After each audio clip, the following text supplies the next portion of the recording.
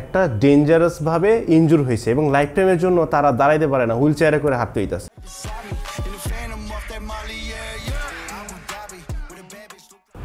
আসসালামু আলাইকুম গাইস, কেমন আছেন সবাই? বাংলা ফিটনেস টিপসে সবাইকে স্বাগতম। আজকে চলে আসছি আমি আকিব আপনাদের সাথে কথা বলার জন্য।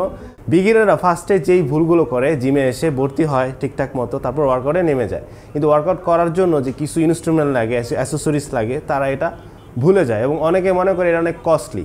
কিন্তু আপনি যদি চিন্তা করেন যে এই কস্টলি হইলেও এই সামান্য জিনিসগুলো আপনাকে অনেক প্রোটেকশন দিবে এবং আপনাকে বডি বিল্ডার বানাইতে হেল্প করবে। আমি অনেককে দেখছি যারা জিমে ভর্তি হয়েছে এবং তারা ইনজুরিতে ভুগে। তো ইনজুরিতে কেন ভোগে, কী কারণে প্রবলেমটা হয়, আজকে আমি আপনাদের সাথে শেয়ার করব। তো প্রথমত যেটা আমি বলতে চাই সেটা হচ্ছে হ্যান্ড রিপস। তারা যেই জিনিসটা ভুল করে সেটা হচ্ছে এই হ্যান্ড রিপসটা নেয় না। কারণ অনেকে মনে করে যে এটা এখন দরকার নাই, অনেকে মনে করে এটার দাম বেশি, কেন নিব। কিন্তু এইটা যদি আপনি নেন, আমাদের হাত হইলো প্রত্যেকটা ওয়ার্কআউটে ইউজ হয়। যত ওয়েট লিফটিং আছে, পুশ আপ থেকে শুরু করে পুল আপ, সব কিছুতে আমাদের হ্যান্ড ব্যবহার করতে হয়।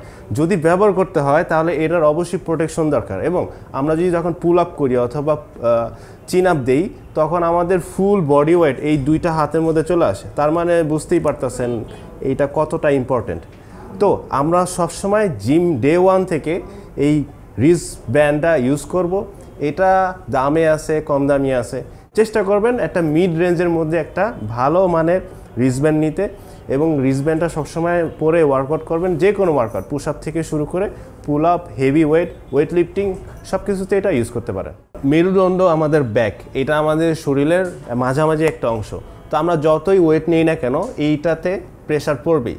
তার মানে এটার প্রোটেকশনটা অনেক জরুরি। বিগিনার থেকে শুরু করে বডি বিল্ডার সবাই এটা ইউজ করতে হবে।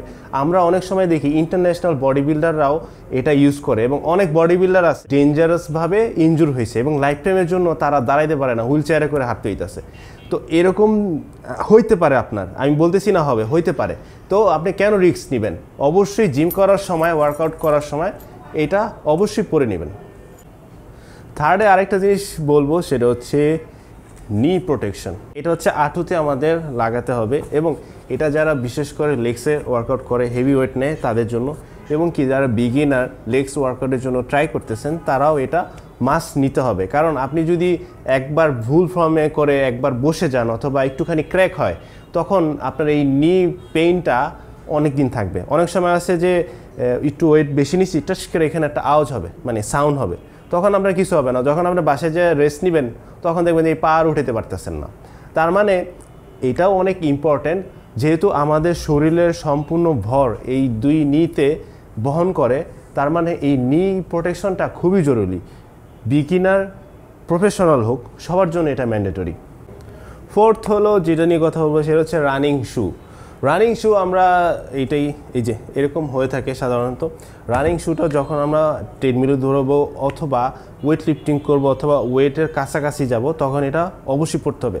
কারণ এক হলো এটা আপনাকে একটা কনফিডেন্স দিবে যে আপনি ওয়ার্কআউট করতেছেন। সেকেন্ড অফ অল, এটা আপনাকে পাগুলোকে প্রোটেকশন দিবে। আমি নিজেই ভুক্তভোগী। আমি যখন কলেজে পড়াকালীন আমি একটা জিমে ভর্তি হই, তখন আমার নখের উপরে একটা বেঞ্চ পড়ে যায় এবং ওই নখটা পুরোপুরি কালো হয়ে গিয়েছিল। পরে 1 ইয়ার পর ওইটা রিকভারি করে নতুন করে হয়েছে। তার মানে আমি যখনই ওয়ার্কআউট করি, আমি অবশ্যই শু পরে নিই। ভিতরে একটা কনফিডেন্স পাই যে আমি একজন বডি বিল্ডার হইতে যাইতেছি অথবা আমি বডি বিল্ডিং করবো, এরকম একটা নিজের মধ্যে কনফিডেন্স পাবেন। সো আমি অ্যাসেসরিজগুলো বললাম, যদি ওইগুলো একটু এক্সপেন্সিভ, যেমন হলো শু, তারপর নি ক্যাপ, বেল্ট, রিস্ট ব্যান্ড, এগুলো মোটামুটি আপনি কিনতে গেলে একটু এক্সপেন্সিভ হইলেও এটা আপনি কিনেন, আপনার জন্য, আপনার লাইফের জন্য সেফটি থাকবে। আর এরকম ভিডিও চাইলে অবশ্যই বাংলা ফিটনেস টিপস চ্যানেলটি সাবস্ক্রাইব করে রাখুন। আশা করি আপনারা সবাই ভিডিওটি দেখে ভালো লেগেছে। ভালো লাগলে অবশ্যই লাইক, শেয়ার, সাবস্ক্রাইব করে রাখতে পারেন। নেক্সটে দেখা হবে ইনশাল্লাহ। আল্লাহ হাফেজ।